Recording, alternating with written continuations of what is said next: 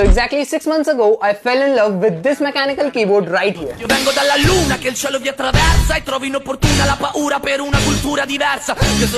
ये है Cosmic Byte का Firefly GK16 mechanical keyboard. YouTube पे मैंने काफी क्रिएटर्स को देखा है कि उनके सेटअप में मैकेनिकल कीबोर्ड्स होते हैं, बट मैकेनिकल कीबोर्ड जो उनके पास होते हैं वो काफी एक्सपेंसिव होते हैं।